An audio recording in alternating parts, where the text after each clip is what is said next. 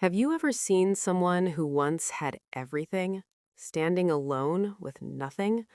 Someone who used to walk into rooms where everyone stood up in respect, but later walked the streets where no one even looked at her twice?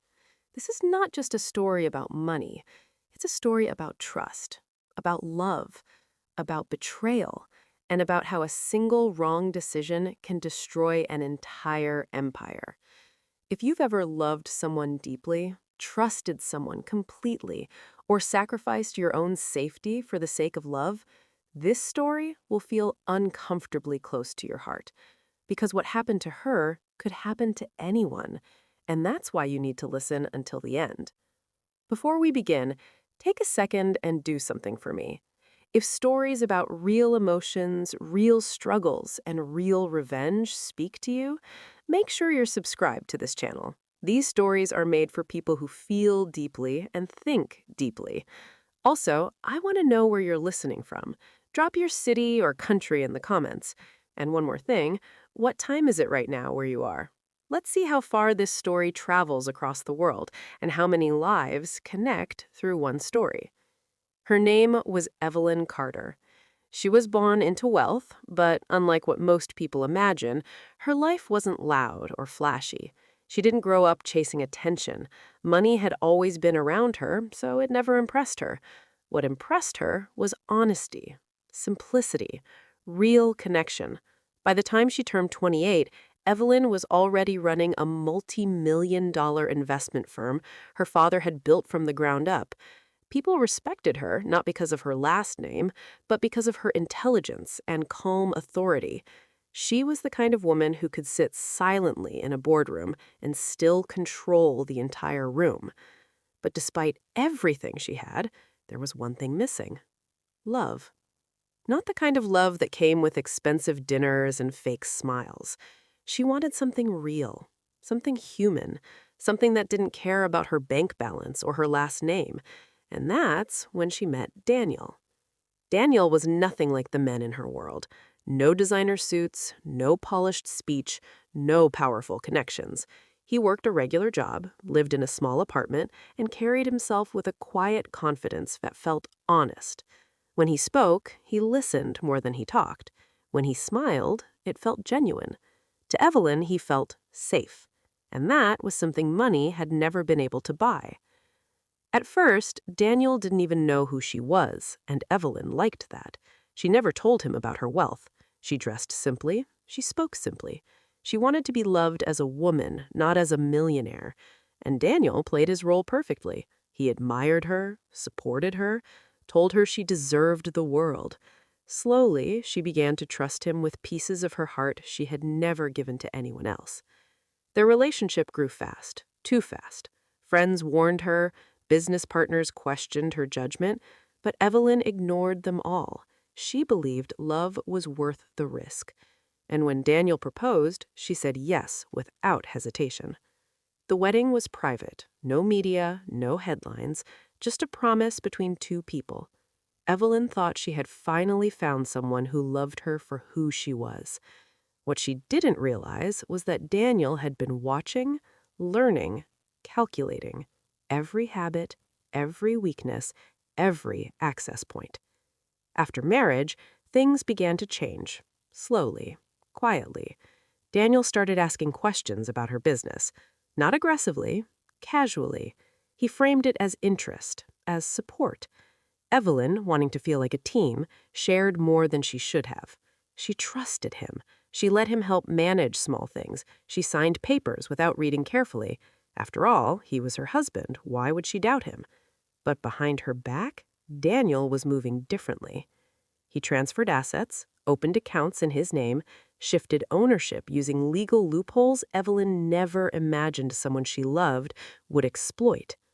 And while Evelyn was busy running her company and trying to balance her marriage, Daniel was planning his exit. Then one day, he stopped coming home early. Then, he stopped explaining. Then, he stopped pretending. Evelyn found out about the other woman by accident, a message on a phone that wasn't meant for her to see, a message filled with laughter, plans, and promises that weren't meant for a wife. When she confronted Daniel, He didn't deny it. He didn't apologize. He looked at her calmly and told her the truth she was never prepared to hear. He never loved her. He loved what she could give him.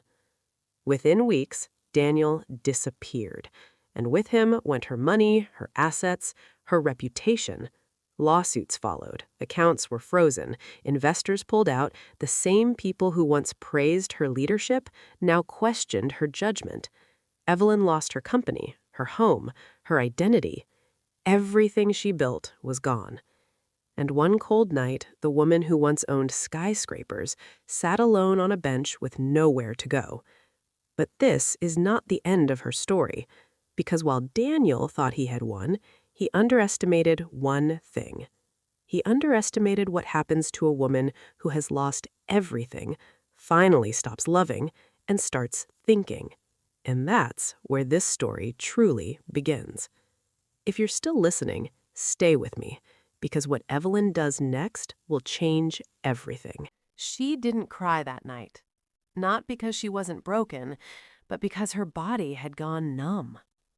Evelyn sat on that cold bench until the city lights began to fade into morning.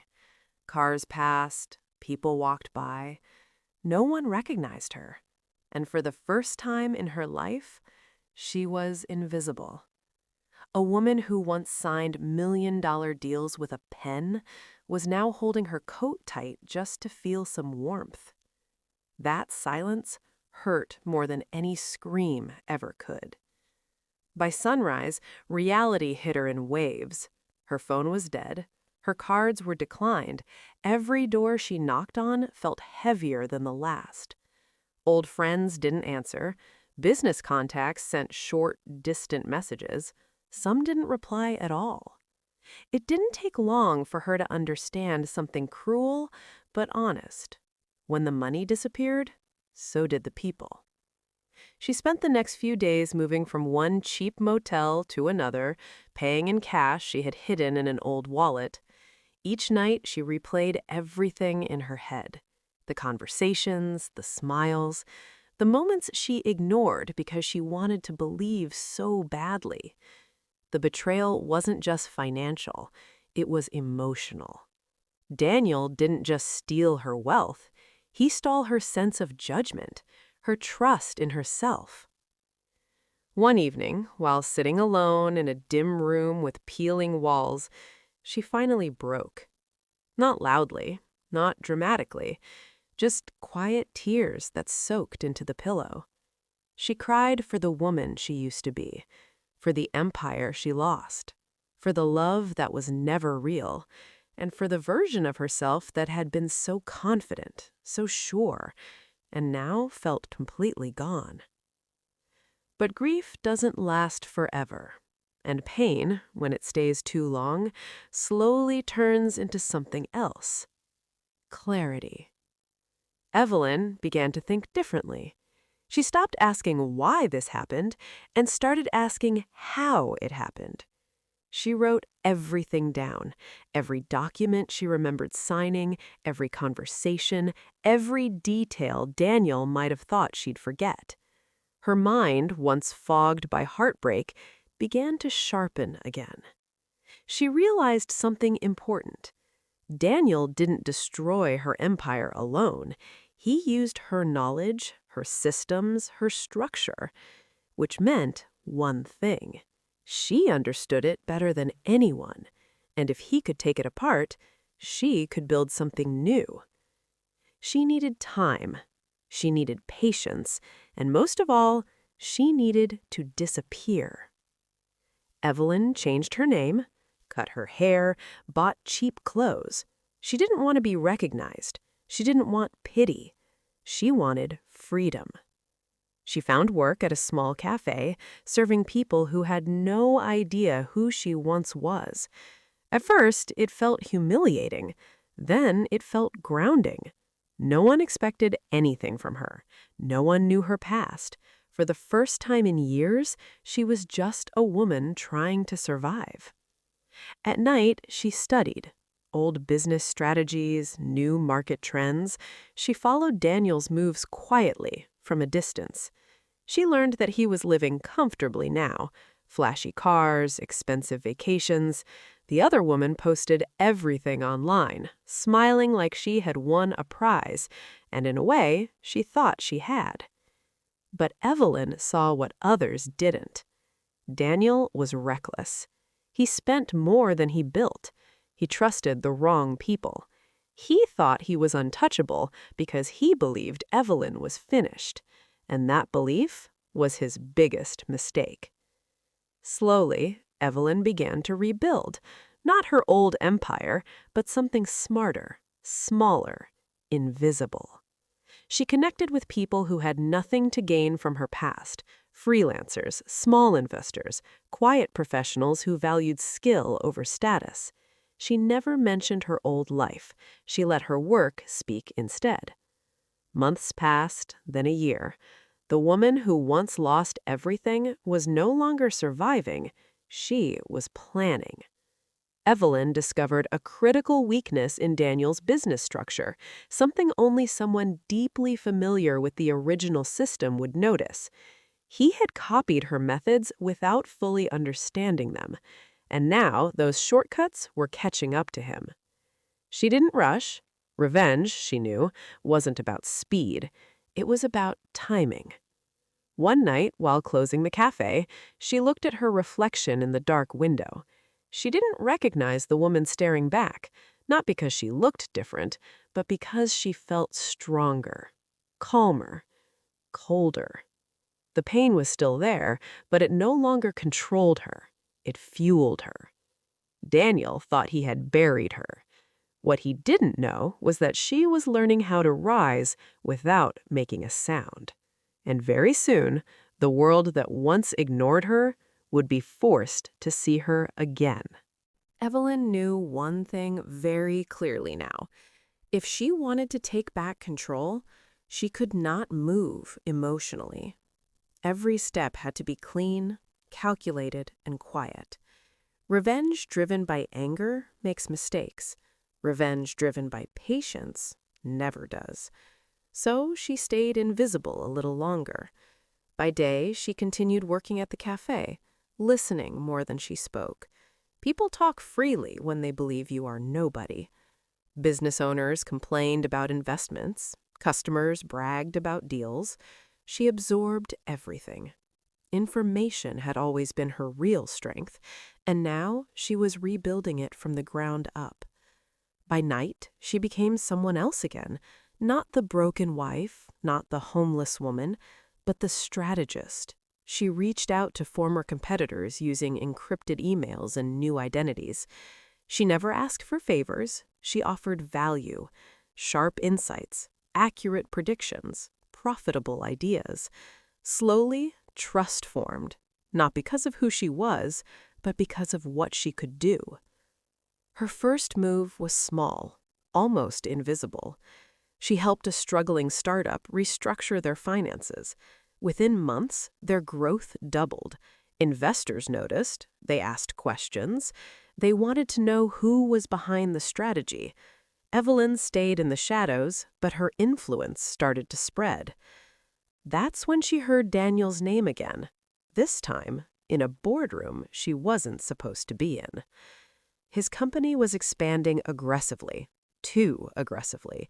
He was buying influence, not building it, borrowing confidence instead of earning it, and the people around him believed the story he told, that he was a self-made genius who rose from nothing.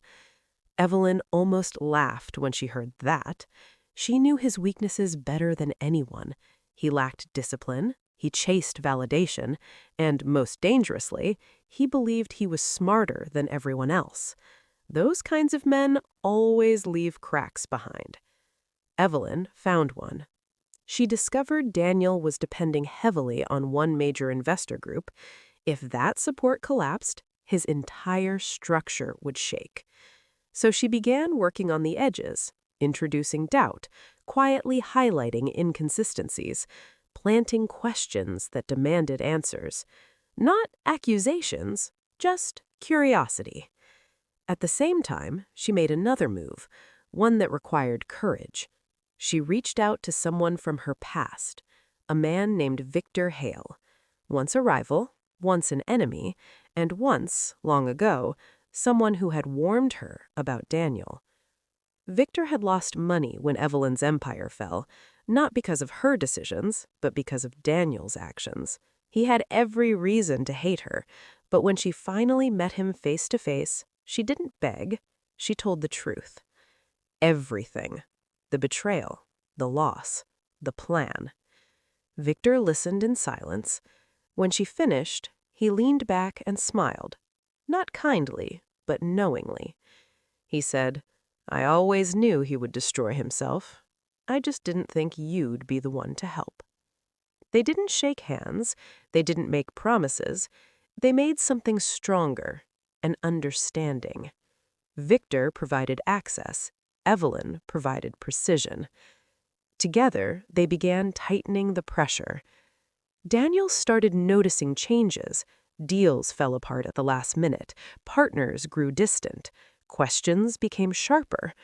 For the first time since his rise, he felt unstable, and instability made him careless. He argued more with the other woman. She wanted more money, more attention, more security. Daniel promised her everything, but even he could feel the ground shifting under his feet. And still, he never once thought of Evelyn. That's the beauty of it. Evelyn watched from afar as his confidence slowly cracked. She didn't smile, she didn't celebrate. She stayed focused. This wasn't about humiliation.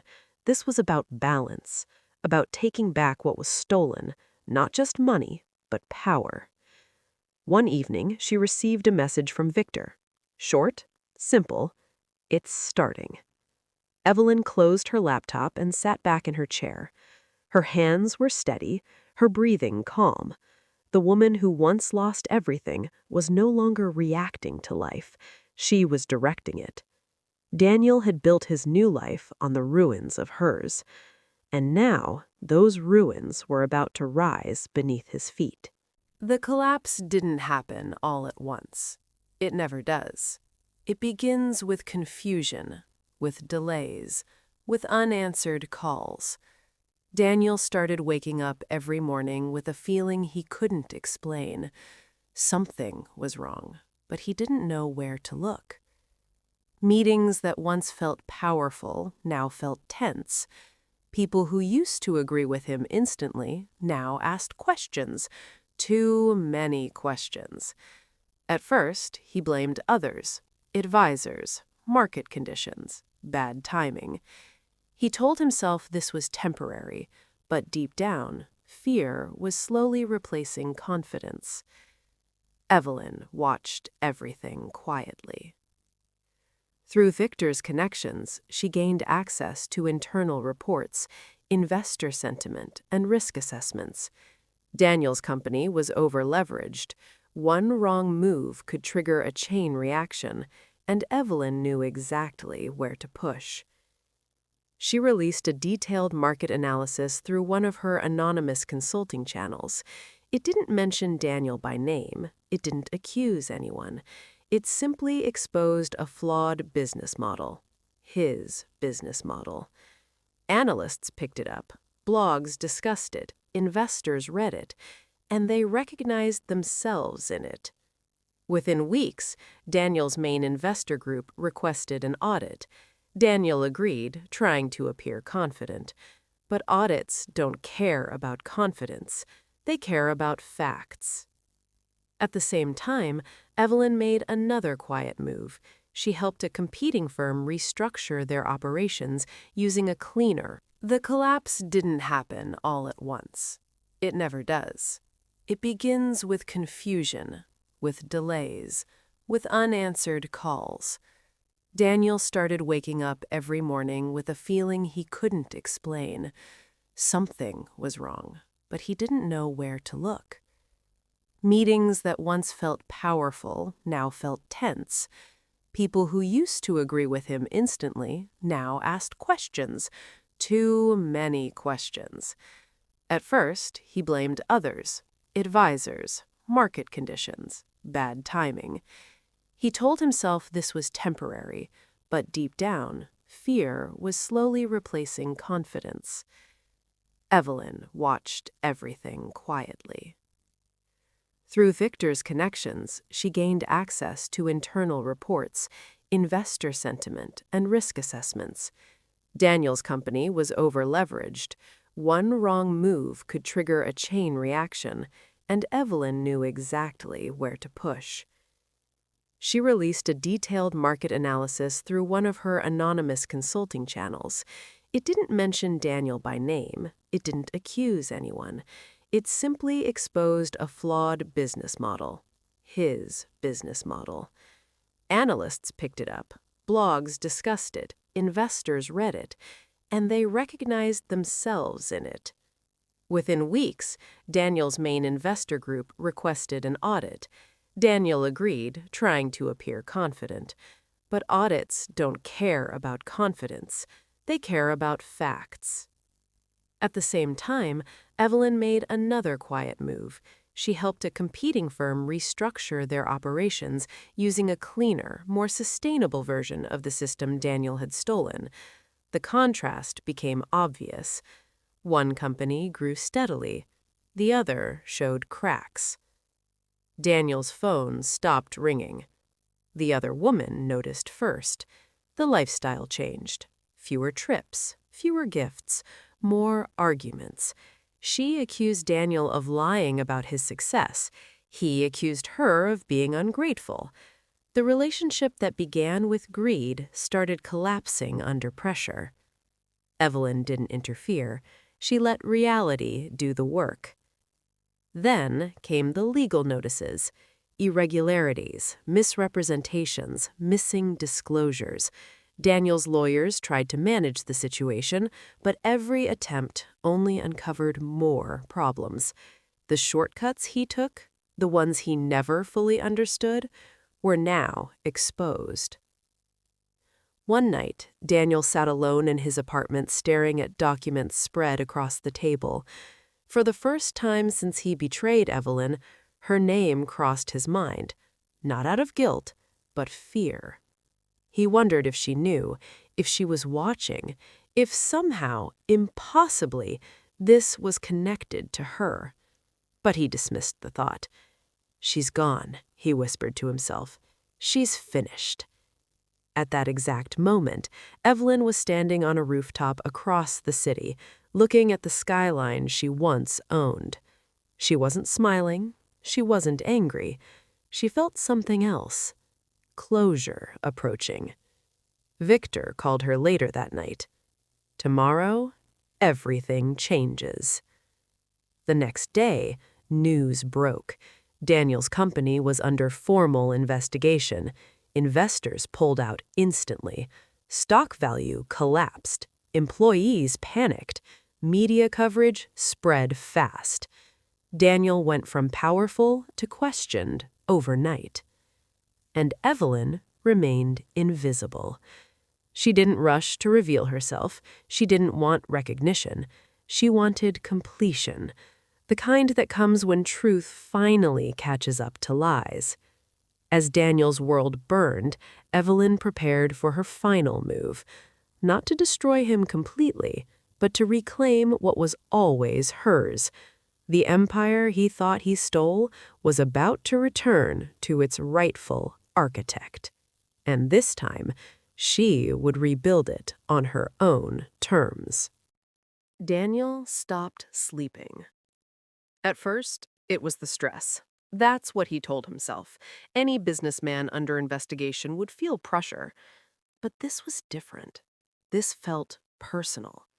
Every time his phone buzzed, his chest tightened. Every unknown number felt like a threat. He started replaying memories he had buried. Evelyn's calm voice, her steady eyes, the way she used to read documents twice while he rushed ahead. For the first time, doubt crept in. Not doubt about the market, doubt about whether he had truly won. His lawyers advised silence. His advisors resigned one by one. The people who once called him a genius now avoided being seen with him. And the other woman, the one he left Evelyn for, finally said the words he had been avoiding. "I didn't sign up for this. She packed her bags and walked out, taking what little she could. Daniel didn't stop her. He didn't even argue. He just sat there, alone, surrounded by the ruins of a life built on theft and lies. Meanwhile, Evelyn was moving with precision. She didn't enjoy watching him fall. That part surprised her.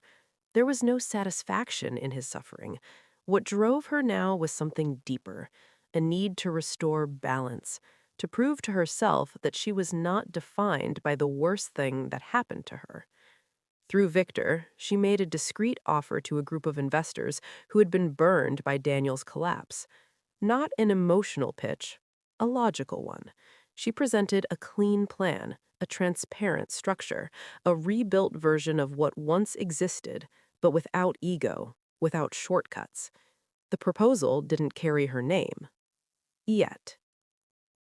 The investors were cautious. They asked questions, tough ones. Evelyn answered every single one calmly, clearly, without promises she couldn't keep. By the end of the meeting, the room was quiet, not skeptical, thoughtful. They had just met the mind behind the empire they once admired. As Daniel's investigation deepened, another truth surfaced. Many of the assets he had taken from Evelyn were tied to legal gray areas, contracts signed under manipulation, transfers disguised as marital trust. What he thought was untouchable suddenly looked very fragile. Evelyn didn't rush to reclaim them. She waited. Timing was everything. Then came the call she had been expecting. A government official, working through intermediaries, reached out. They had discovered Evelyn's original role in the company's structure. They wanted her testimony. They wanted the truth. For a long moment, Evelyn said nothing. This was the crossroads. She could stay hidden and let the system finish Daniel off, or she could step forward and close the circle herself. She chose the second. When Evelyn Carter's name appeared in the investigation report, it sent shockwaves through everyone involved. Analysts were stunned, investors were confused, media outlets scrambled to rewrite the story. The woman Daniel claimed was nothing without him was suddenly revealed as the foundation of everything he stole. Daniel saw her name on the screen late at night. His hands shook. In that moment, everything made sense. The pressure, the collapse, the precision. It had always been her. Not revenge driven by rage, but revenge built with intelligence. He requested a meeting. Evelyn agreed. They met in a quiet office, far from cameras and noise. No lawyers, no spectators. Just two people who once shared a life. Daniel looked smaller, older. The confidence was gone. He tried to speak, but his voice failed him. Evelyn spoke first. "I'm not here to hurt you," she said calmly. "That already happened." He looked at her, searching for anger. There was none. "I trusted you," she continued, "and you used that trust as a weapon. Everything that's happening now is simply the truth catching up." Daniel tried to apologize, tried to explain, tried to blame fear, ambition, pressure. Evelyn listened, but nothing moved her. When he finished, she stood up. "This meeting isn't about forgiveness. It's about closure." She walked out without looking back. Within weeks, settlements were reached. Assets were frozen. Some were returned, others were lost forever. Evelyn accepted that. Revenge didn't mean restoring the past exactly as it was. It meant creating a future where the past no longer controlled her. With investor backing secured, she stepped into the light again, this time on her own terms. A new company, a new structure, transparent, ethical, strong. The media called it a comeback. Evelyn called it survival. On opening day of her new headquarters, she stood alone in her office, looking out over the city. The same city that once ignored her, the same city that once bowed to her. She wasn't the same woman anymore. She was stronger, not because she had rebuilt an empire, but because she had rebuilt herself. The city responded quickly to Evelyn's return, not with applause, but with attention. Articles were written. Opinions were divided. Some called her a victim who survived betrayal. Others called her a mastermind who waited patiently for revenge. Evelyn didn't respond to any of it. She had learned that noise fades, but structure lasts. Her new company began quietly, but its foundation was solid. No shortcuts, no hidden clauses, no power concentrated in one pair of hands. She hired people who had been overlooked before, talented, disciplined, careful. People who valued stability over speed. Slowly, the company grew. Not explosively, sustainably. Every morning, Evelyn arrived early. She reviewed reports herself. She asked hard questions. She listened more than she spoke. Those who worked with her noticed something different. She wasn't trying to prove anything. She was building something that couldn't be taken from her again. Daniel, on the other hand, was learning what silence felt like. After the settlements, after the investigations, after the headlines moved on, he was left alone with consequences. The money was mostly gone. The admiration was completely gone. The people who once surrounded him had vanished. He tried to start over, but no one trusted him. His name carried weight now, but not the kind he wanted. One afternoon, Daniel walked past a newsstand and saw Evelyn's face on the cover of a business magazine. The headline spoke of resilience, of rebuilding, of leadership under pressure. He didn't buy the magazine. He didn't need to. The message was already clear. She had won without destroying herself. That realization hurt more than losing the money. Evelyn didn't think about Daniel often anymore. When she did, it wasn't with anger, it was with distance. Like remembering a storm that once nearly drowned you, but now only exists as a lesson. There were moments, though, quiet ones, when the past tried to return. Late nights, empty rooms, questions without answers. She allowed herself to feel them, but she didn't live in them. Pain acknowledged loses its power. One evening, after a long day, Evelyn attended a small industry event. Nothing extravagant, just conversations, ideas, possibilities. That's where she met someone new. His name wasn't important. What mattered was how he spoke to her. Without curiosity about her past, without interest in her wealth, he spoke to her like an equal, like a human being. Evelyn noticed herself relaxing, not opening her heart, she wasn't there yet, but allowing space for something that wasn't guarded by fear. She understood now that love didn't need to be rushed or proven. It needed to be earned slowly. Meanwhile, Daniel spiraled further. Without money or influence, he tried to control the one thing left, his story. He told anyone who would listen that Evelyn was cold, calculating, that she had planned everything, that he was a victim of her intelligence. Some believed him, most didn't. Because the truth had a way of settling. One night, Daniel sent Evelyn an email, not asking for money, not asking for help, just words. Regret, shame, confession. He admitted he had underestimated her, not just her intelligence, but her strength. Evelyn read the message once. She didn't reply. Some closures don't require answers. As her company expanded into new markets, Evelyn faced challenges again. Not betrayal, but competition. The kind that tests skill, not trust. She welcomed it. This was the world she knew how to navigate. She spoke at conferences now. Not about revenge, not about pain, but about structure, transparency, and the danger of building anything, love or business, on imbalance. People listened. Young women came up to her afterward, sharing stories of betrayal, of being underestimated, of losing everything. Evelyn never told them what to do. She just reminded them of something simple.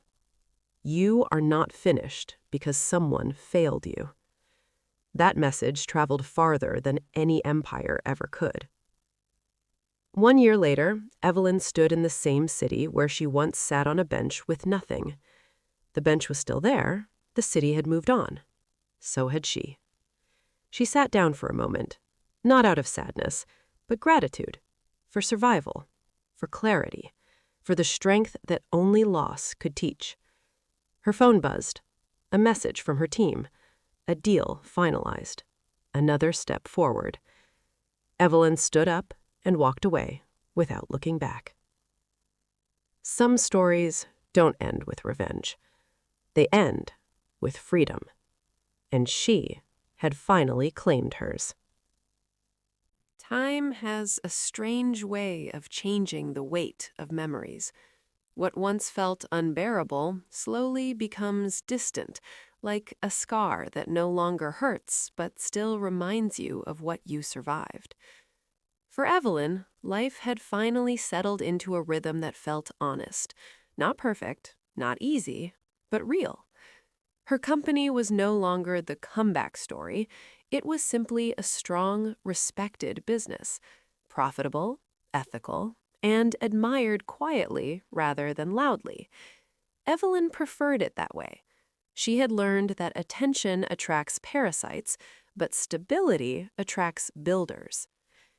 She moved into a modest apartment overlooking the river, not because she couldn't afford more, but because she wanted less. Less noise, less excess, less distraction. Every choice she made now was intentional. Nothing was done to impress anyone. People around her noticed how calm she was. Even in pressure, even in disagreement, she never raised her voice. She didn't need to. Authority followed her naturally now, not because of wealth, but because of clarity. One afternoon, she received an invitation she hadn't expected. A legal conference on corporate ethics wanted her to speak. The topic wasn't revenge or betrayal. It was trust. How easily it is given, how dangerously it can be misused, and how difficult it is to rebuild once broken. Evelyn hesitated at first. Public speaking still carried echoes of her past. But then she realized something. Hiding had once been necessary for survival. Now it was no longer needed. She accepted. On the day of the conference, the room was full. Lawyers, executives, students, people who believed systems mattered. Evelyn stood at the podium and looked out at the audience. For a moment, the old fear tried to rise. Then it disappeared. She spoke plainly. No drama, no accusations. She talked about how betrayal rarely arrives loudly, how it comes disguised as love, loyalty, and comfort, how power without accountability always corrodes, and how rebuilding is not about reclaiming what was lost, but redefining what matters. The room was silent when she finished. Afterward, many approached her. Some thanked her. Some shared their own stories. One woman, younger, nervous, held back until the crowd thinned. "I think I'm living the beginning of your story," she said quietly. Evelyn looked at her carefully and replied, "Then you still have time to change the ending." That moment stayed with her. Meanwhile, Daniel's life had grown painfully small. He worked temporary jobs now, consulting here and there, never staying long. The industry had a long memory, and trust once broken was rarely restored. He followed Evelyn's success from a distance, through articles and interviews he pretended not to care about. He told himself he didn't regret it, that he had done what he had to do. But regret isn't loud. It's quiet. It shows up late at night when there's no one left to blame. One evening, while scrolling aimlessly, Daniel came across a clip from the conference. Evelyn's voice filled the room, steady, calm, unshaken. She spoke about trust being a responsibility, not a gift to be exploited. Daniel closed the video halfway through. For the first time, he didn't feel anger towards her. He felt small. Not because she had taken revenge, but because she had moved on without him. That realization followed him for weeks. Back in Evelyn's world, life continued forward. The man she had met months earlier, quiet, thoughtful, patient, remained present. He never pushed, never questioned her past, never tried to own her time. And slowly, without announcement or promise, trust began to form again. Evelyn noticed the difference immediately. This trust didn't feel heavy, it didn't demand proof, it didn't rush intimacy. It existed comfortably in silence. And that was new. One night, sitting by the river, she told him everything. Not in detail, not with emotion, just the truth. He listened. When she finished, he didn't respond with advice or judgment. He simply said, "I'm glad you survived." That was enough. Evelyn realized then that love didn't need to be dramatic to be real. It needed to be safe. As the year came to an end, she reviewed her life, not with regret, but with perspective. The loss, the betrayal, the rebuilding, none of it had been wasted. It had shaped her into someone she respected. She no longer asked why it happened. She understood why she had survived it. On the last evening of the year, Evelyn stood alone on her balcony watching the city lights flicker. Somewhere out there, people were still chasing money, validation, shortcuts. Somewhere else, someone was being betrayed without knowing it yet. She couldn't save everyone, but she could live honestly. Her phone buzzed with a message from her team. A new project, a new challenge. She smiled softly. The future no longer scared her. She had already lived through the worst and learned that even when everything is taken from you, something remains. Your mind, your will, your choice. And that was something no one could ever steal again. Years later, when people spoke about Evelyn Carter, they no longer mentioned the scandal first.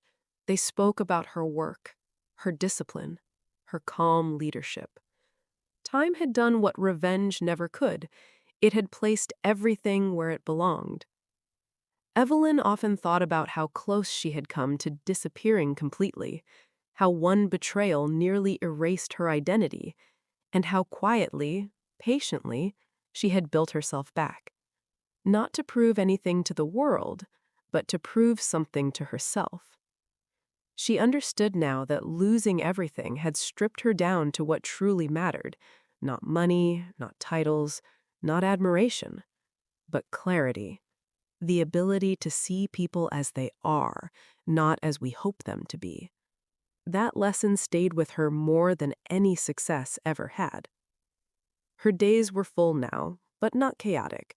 Morning meetings, strategic decisions, long walks in the evening. Sometimes she laughed at how simple her life felt compared to before, and how much stronger she felt because of it. Daniel's story faded quietly. There was no dramatic ending for him, no public apology, no redemption arc, just a slow realization that some doors close forever. He learned, too late, that intelligence without integrity always collapses, that stealing someone's work doesn't give you their vision, and that using love as a tool eventually leaves you with nothing to hold. He never contacted Evelyn again, and she never waited for him to.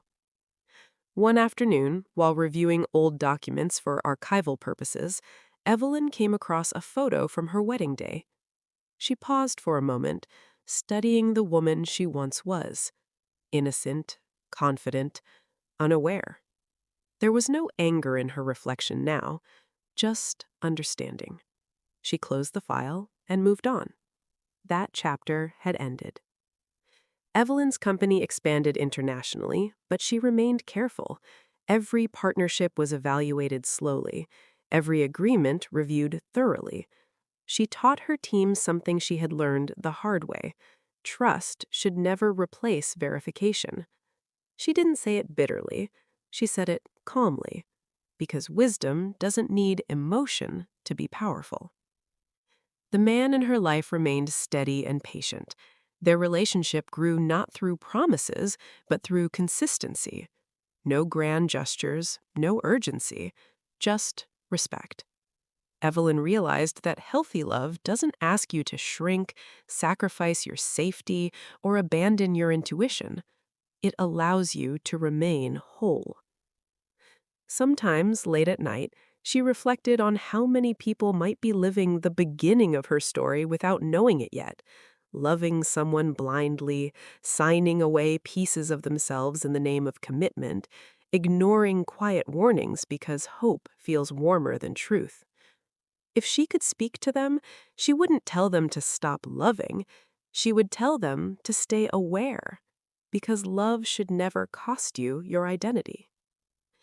Looking back, Evelyn didn't define her life by revenge. Revenge had simply been a phase, a necessary correction. What truly mattered was what came after: the rebuilding, the boundaries, the strength to walk away when respect disappears. She didn't rebuild her empire to hurt the man who betrayed her. She rebuilt it so that no one could ever do that to her again. And that made all the difference. If you've listened to this story until now, there's probably a reason. Maybe you've been betrayed. Maybe you trusted the wrong person. Maybe you lost something you thought you'd never recover. Or maybe you're standing at a crossroads, unsure which voice to follow: your heart or your instincts. Let this story remind you of something important. Losing everything does not mean you are finished. Sometimes it means you are finally free to rebuild correctly. Pain can destroy you, or it can sharpen you. The choice isn't easy, but it's always there. If this story moved you, if you found yourself in any part of Evelyn's journey, take a moment and let me know. Where are you listening to this right now? What time is it where you are? And what part of this story felt the most real to you? If you believe stories like this matter, stories about strength, betrayal, and rebuilding, support the channel, like the video, subscribe, share it with someone who might need to hear this today. Because someone out there is living the beginning of this story, and they deserve to know that the ending doesn't have to break them. It can build them.